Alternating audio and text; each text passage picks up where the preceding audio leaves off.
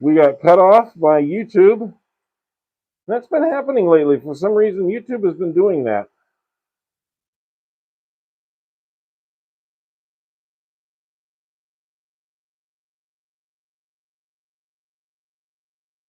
And I'm not sure why YouTube is doing that. But we are live again. And I do apologize, guys. I don't know what happened. It's really kind of screwing things up lately with YouTube doing that. I will, that's why I had to restart again. Because YouTube just kind of, for no particular reason, disconnects you. I've got plenty of viewers, so I shouldn't be having any issue with people watching me. But for some reason, YouTube does that. So let's see if we can continue. I'm not sure where it cut off, but I'll wait for a few people to catch up to us here.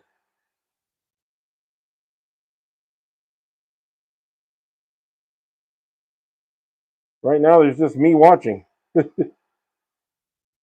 So I'm just talking to myself.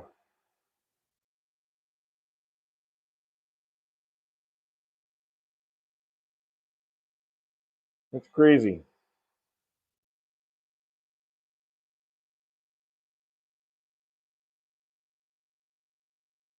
But we will watch for a minute and see if others kind of join us here. Ah, okay, there's a couple people starting to come back in. Hi, Alex. Yeah, I don't know what happened. YouTube does this occasionally. It did it to me a couple of weeks ago. They shut off my video 3 times, and I have well over 1,000 subscribers, so there should not be any issues for them doing this. I appreciate you coming back, Alex. Where are you from? If I can ask while we're waiting for a couple more people to come in. Where are you watching from, Alex?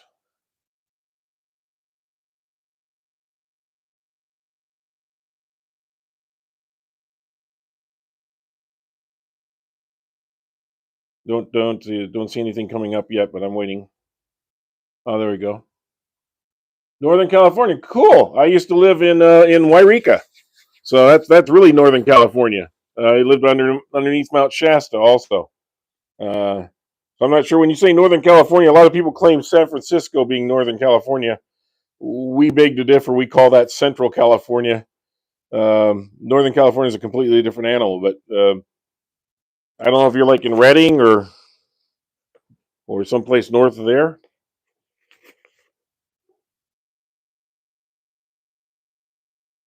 Ah, Sacramento area. Okay. I'm down in the Central Valley right now, so I'm about 3.5 hours from you, which is pretty cool. You got a lot of good wood turners groups up in that area, and we've got a very active wood turning group here. The Sequoia Wood Turners has well over 50 members, but we actually have people from all over the place that are in the valley that come in, and I've actually sourced probably another 10 just in the last couple of weeks.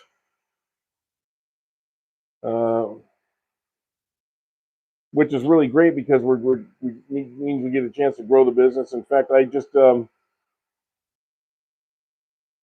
went to went to a guy's house a couple days ago and helped him learn how to turn a little bit more. And I got another gentleman coming over to the house today to do some turning. Ah, grew up in Bakersfield. Well, I'm sorry. No, I'm just kidding. Volodis, you're a turner also? Cool. I need more turners in here. That's great. And if you don't mind, please hit the like button. I'd appreciate that. I guess we should get back to it a little bit. There's the Bakersfield, by the way, is a very nice town. It gets a lot of bad press, but it's actually a pretty nice place. It depends where in Bakersfield you're talking about. I mean, downtown Bakersfield used to be a really nice place. It's kind of changed over the years. So this is a Pear bowl that I've been turning. I started yesterday on our live yesterday and was finishing it up today when the YouTube gods decided to turn up the channel real quick. So here we are finishing it up again. So if you didn't see it, I used my 3/8 inch by 1.5 inch scraper, and it did a really nice job of cleaning out the inside of the bowl here. So where we're at now is I was going to do some sanding, and then we're going to put a little finish on this, and you're going to see this thing really brighten up a lot. But we'll start with a little sanding, and I do have a little concern of that crack, so we'll work on that too.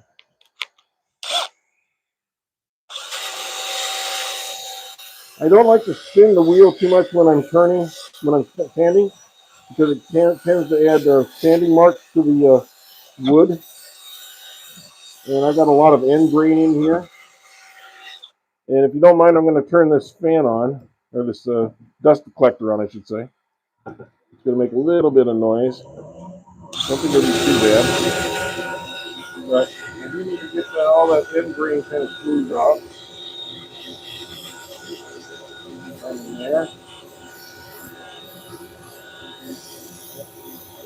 And if you don't have a right angle drill or something like this, it is so handy because, first of all, it balances your hand. You can move your hand around in there. You're not stuck doing this with your trigger finger. It doesn't get as tired. And you can switch hands a lot easier. You can also do it two-handed. But it lets me get in here at an angle. And I'm not saying you need to get a Ryobi, but I would say this Ryobi is pretty handy. It's a little on the heavy side. You don't really want to use the biggest battery if you can help it. I happen to grab the heaviest battery right now when I was doing this one, but really people don't have to do that. There's a little more light on there. Okay, let's figure it out pretty easily. Pretty powdery.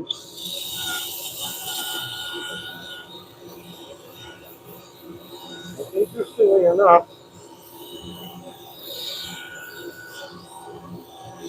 there's some little holes down here.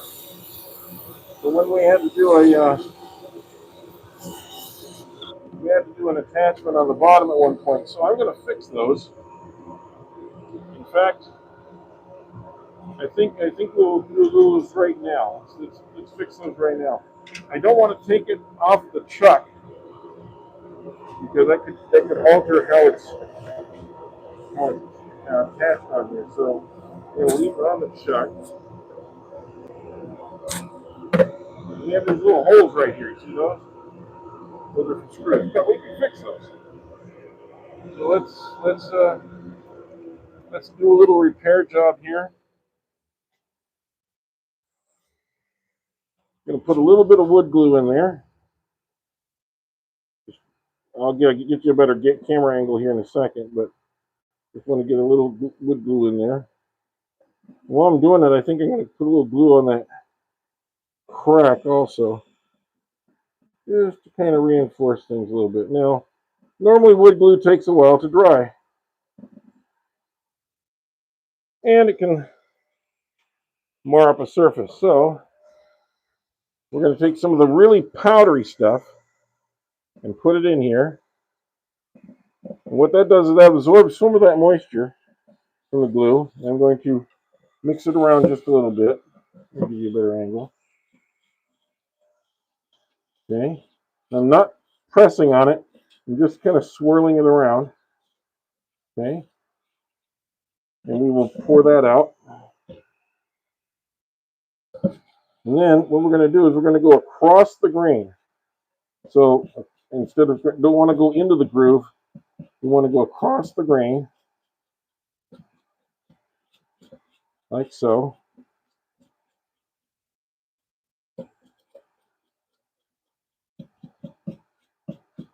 There we go.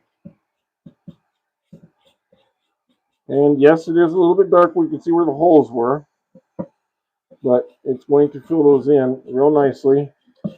By the time we get this sanded and we put a finish on it, you're not going to notice it at all.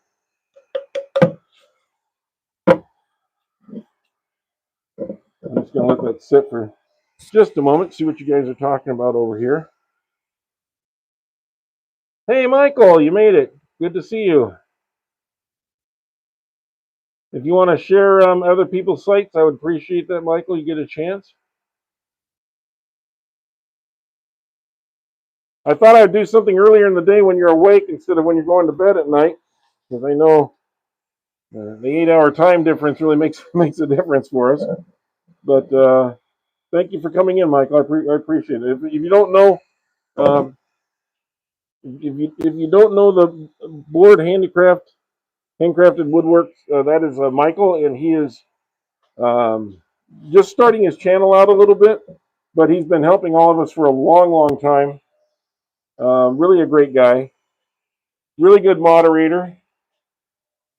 He keeps the riffraff out, so to speak, but he also makes sure that everybody knows how to get in contact with some of our colleagues and other people in the industry that we turn with. And I'm sure at some point Michael will get a chance to kind of put boondock builds and timber designs and 7 rockets and whacking shack. Well, Mike at the whacking shack, he's out doing a craft show today.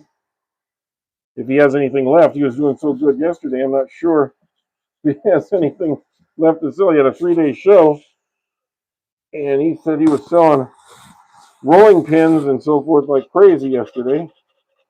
I was in a show yesterday. I sold a lot of bowls, which was great because now I have a chance to make more bowls. And my wife had kind of given me the ultimatum I couldn't turn too many more bowls till we got rid of some of the ones we had. So thank goodness for the show. We got a chance to do that.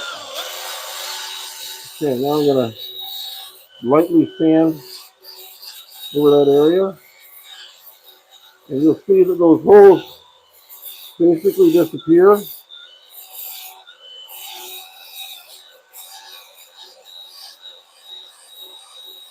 Kind of like magic. And they will disappear even more here in a few minutes. But there you go. Okay, so I think we're done with this 60 grit. This is just to get things kind of smoothed off a little bit and some end grain cleaned up.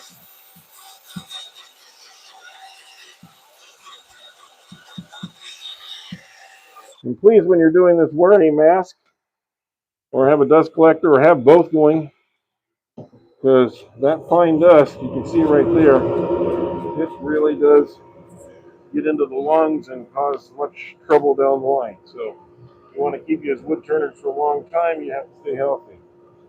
Some of these woods are toxic. Now, pear isn't necessarily toxic,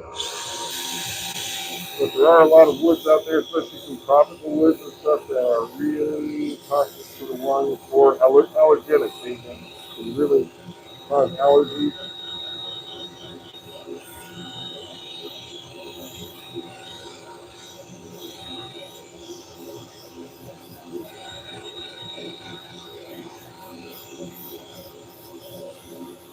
We're going to do something with this bark too in just a second, so bear with me on that.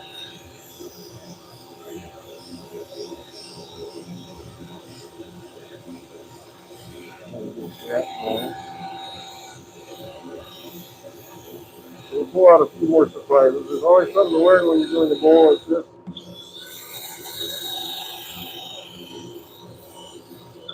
I might have to trade in my straight in drill for that part there.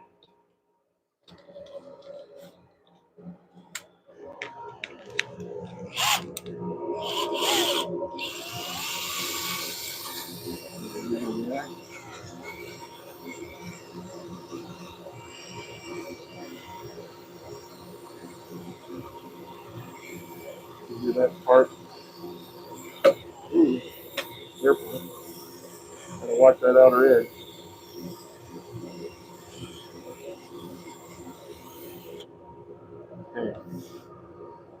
Got that.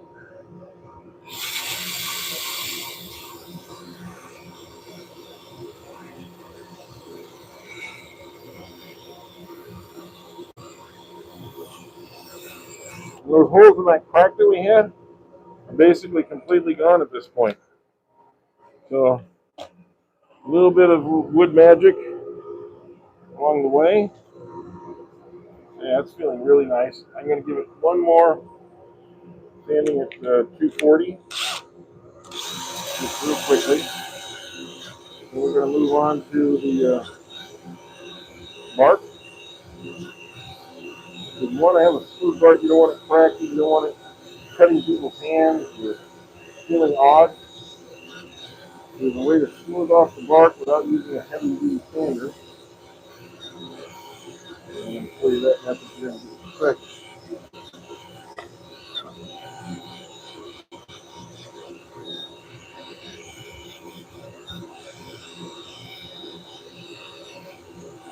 Okay, good.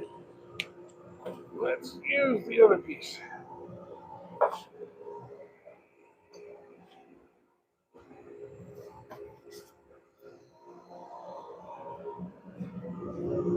These are bristle sanders, and they're great for doing bark or other kind of awkward size pieces where you have to get in and get into things. I'm going to turn this so you can see this a little better. There we go. And it gets in all those crevices, and it will round off a little bit of sharp spots a little bit, but not take stuff off. And it conforms around it. And it comes in different grits. This happens to be a 360 grit.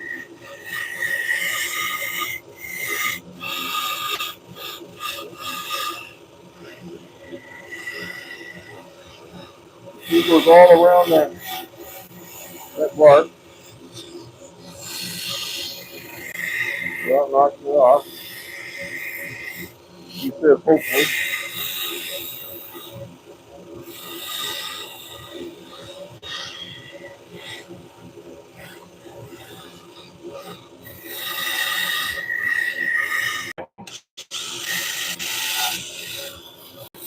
I'm going the other way with it too.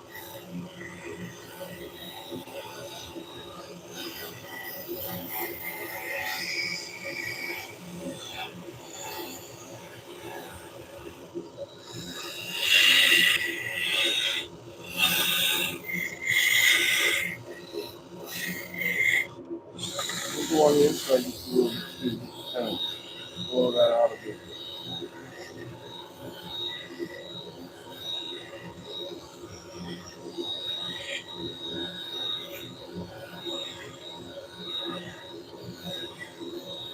Get all that kind of things out there.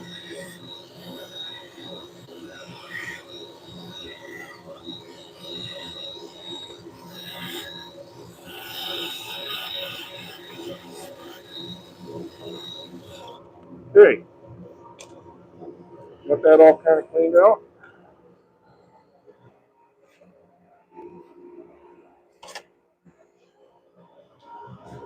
Now we get to go do the fun stuff. We can turn this off, and I can turn this off. Now we're going to do a little finish.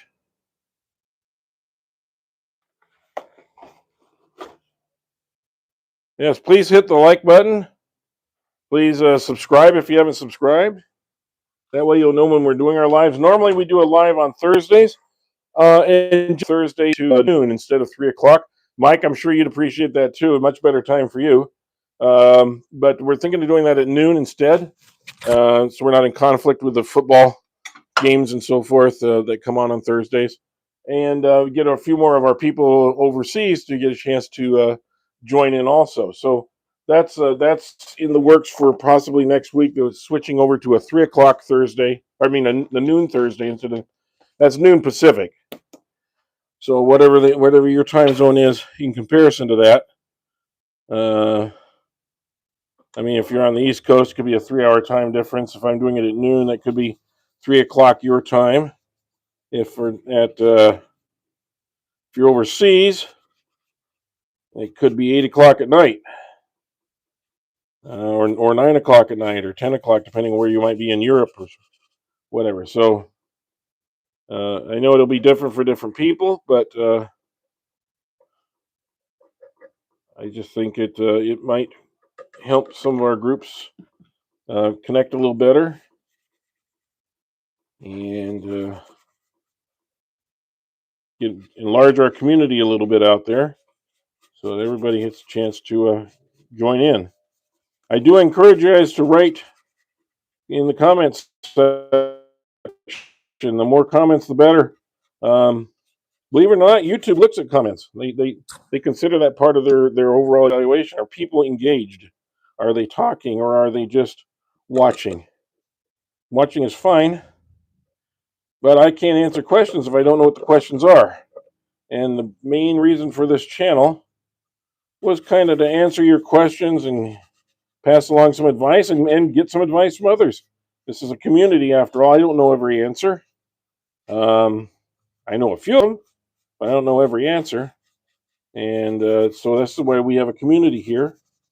So everybody can join in and everybody can have their say. And there's no judgments here. Just ask your question. No question is dumb. No question is out of bounds, as long as it's tasteful, as long as it's reasonable. You know, we don't want to get personal or anything like that. But we do want to share our knowledge, and the best way to share knowledge is to communicate. So please feel free to use the comment section. Jump in there and say something. Maybe you say, geez, you got an irritating voice, Jeff, stop talking. That's fine, I can stop talking. But since there's nobody else in the shop, it gets pretty lonely in here if I'm not talking to somebody. But I like to think I'm talking to some of you. So, what do you think? That color's starting to come out in that wood, isn't it? We got to get the edges here.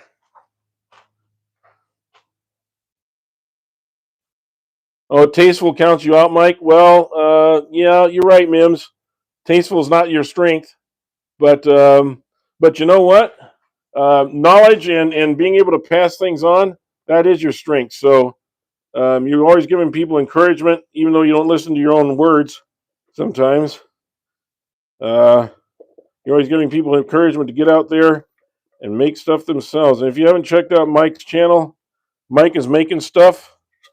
It's called we call him Mims because Mike is making stuff, and he has an unusual channel. I got to say, sometimes it's just him sitting in the shop or occasionally, I say very occasionally, cleaning up his shop. A lot of times it's talking about all sorts of different subjects. But then again, also he gets out there and he actually does build things, and he builds some interesting things out of stuff you would never expect. He just he's the Willy Wonka of design and building things. Sometimes he just kind of gets in there and does it, and doesn't say how can I. He just says, "Can I do it?" He says, "I will do it." So I kind of like to see that. It's a kind of a skill a lot of us have lost. Mike is trying to bring it back a little bit. It is popping a little bit. You're right.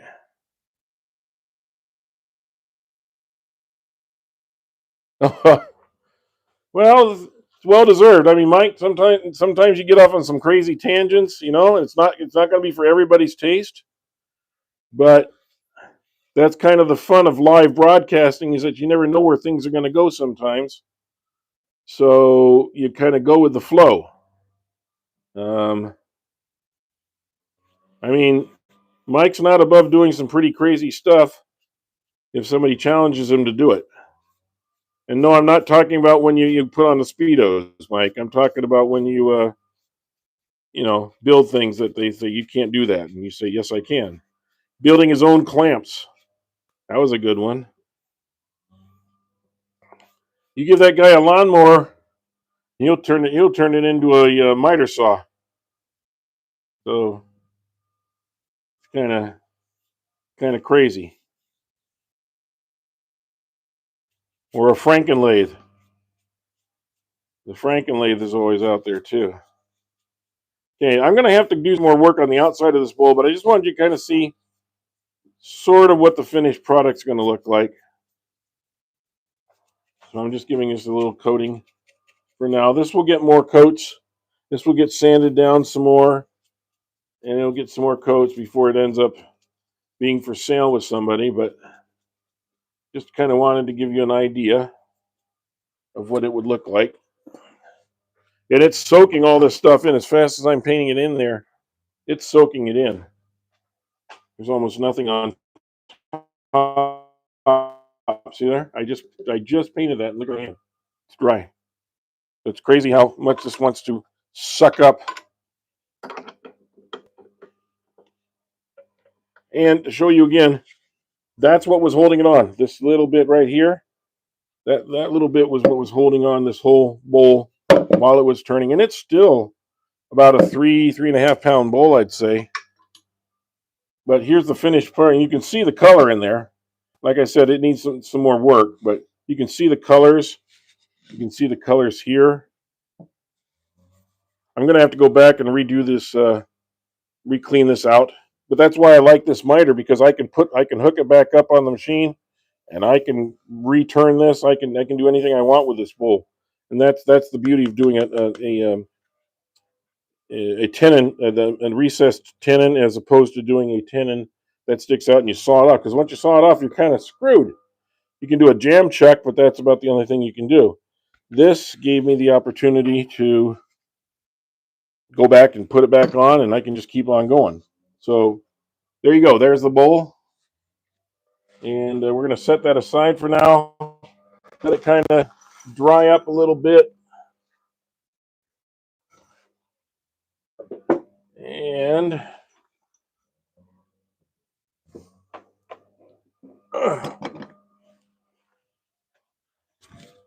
got another fun one here. Sequoia bowl. Now, sequoia is a redwood.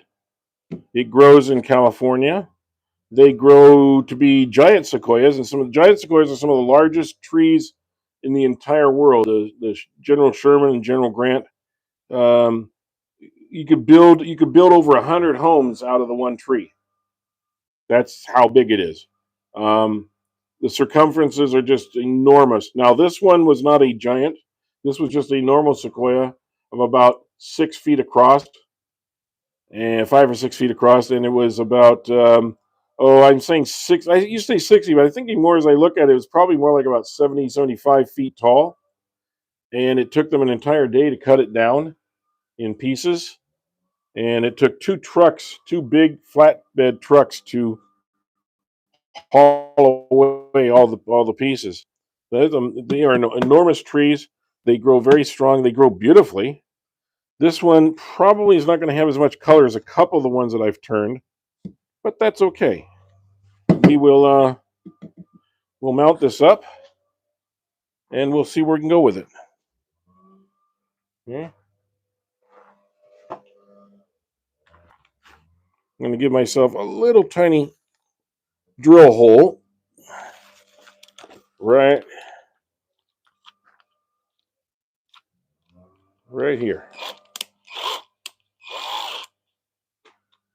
right in that center spot. There we go. That's all I needed, just a little starting point. And it's pretty soft wood in a sense. I mean, it's hard and soft at the same time. It's pine, so it's going to be somewhat soft. There we go. I happen to like this faceplate a lot because it's got a little screw in it, so I can screw it right down into that spot, and I'm set. Now, when I put my screws in, they're going to go in just fine.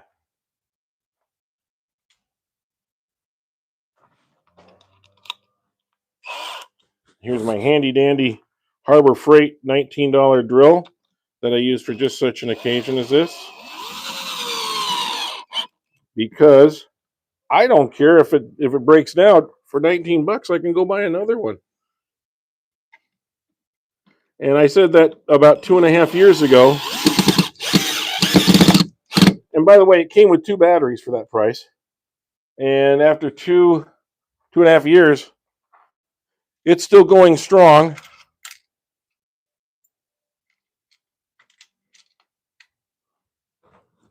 And no signs of letting up. The batteries still last.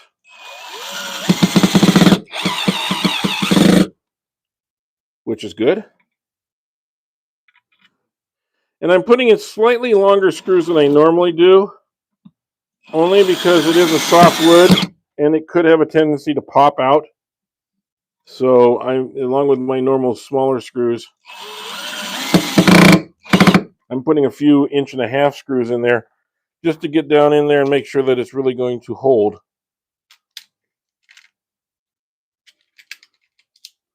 Because we certainly don't want it come breaking off. And we've had that happen before. So there we are. And just for overkill, we're going to go ahead and put all 8 in because it's fun. And it's balanced.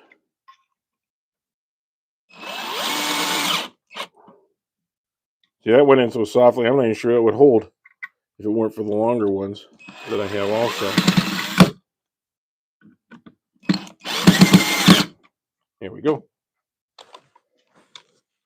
Okay, that should hold, he says, with his fingers crossed. In the meantime, we've got to take the chuck off.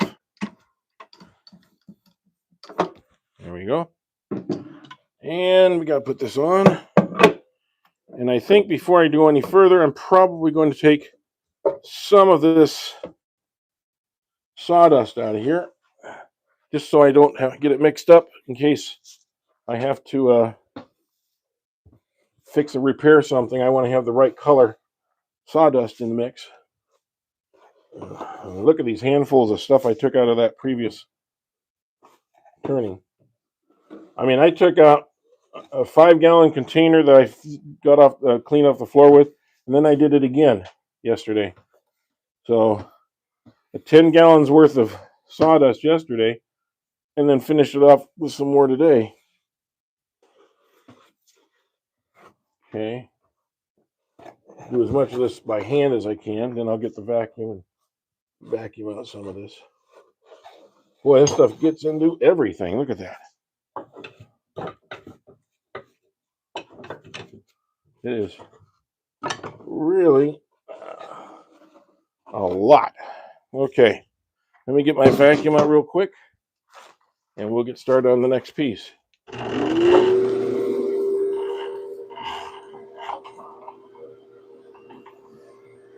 And for those of you that don't know, this is the quiet shop vac system that I built. And there is a video on my channel that covers that. It tells you kind of how I went about building a sound chamber box on the back of it that reduces the volume by about 30 decibels while not getting in the way of the vacuum power itself. It does not impede the machine from breathing at all, but it breaks up the sound waves. And by breaking up the sound waves, you reduce the sound. So we're standing here talking while one of those squealing shop vac that sounds like a jet engine is running. You should be hearing my voice pretty clearly. There we go. It's nice to get all that out of there.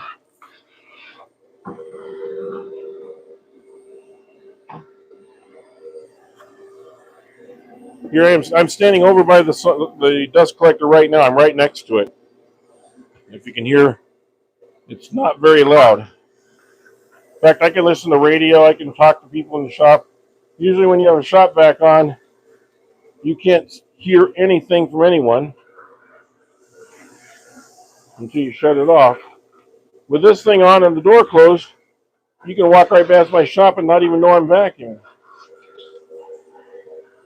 It drops it down to about 60 decibels, which is normal conversation level sound. In fact, that 60 decibels is slightly less than the sound in a good busy restaurant.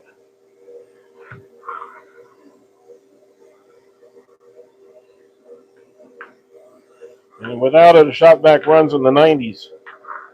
There. So not a complete cleanup job, but at least now we can move on. Okay.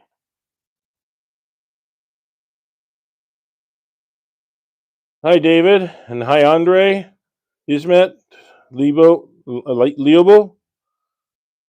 Lots of people in here. Mims, are you still in there? Or Michael, if you are, make sure people know about some of the other the other channels we have. I would be appreciated. Okay, we are going to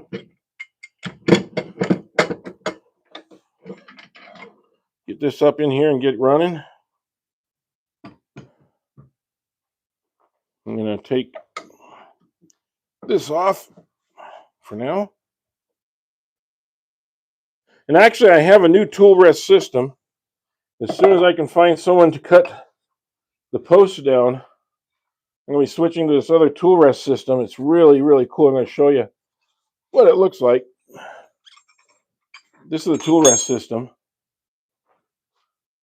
And what it does is you have a post and you attach the different size rests to the post. So I can have up to a 12-inch rest, a 6-inch, and a 4-inch rest attached to it. The problem is the post is longer than my existing post, and it goes through the bottom. So I have to cut off about this much. Get that over. I have to cut off about this much in order for this post to work. The post is just a little too long, but it comes beautifully packaged. I got this from a what is it called? It's called BM Wood Turning, and I can't wait to use it because then all you have to do is you just basically spin. You leave the post in, and you basically just spin off and put a different rest on for the different things you want to do, and you can get curved ones and so forth. It's a really good system. It'll save you a lot of work. I just want to see. Yeah, that's about right. Okay. So we're going to get on the outside of this bowl first.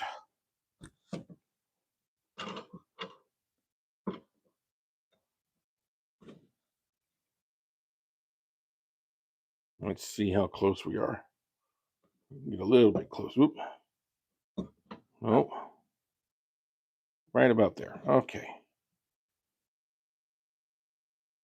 Yep, that'll get us started. All right. And I don't know how fast we can go. We'll see.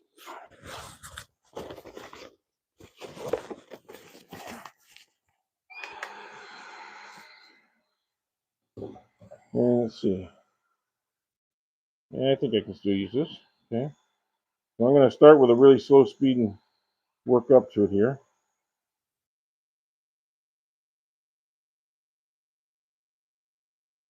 Oh, good. We can go at a pretty good pace right off the top. All right.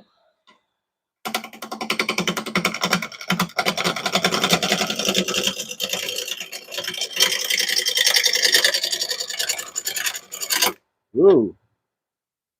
Ouch. That came right off into my hand.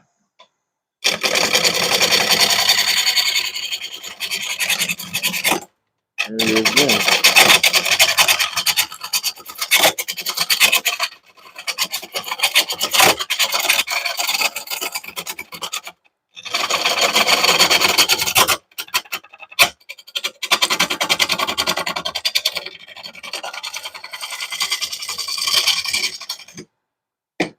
Okay.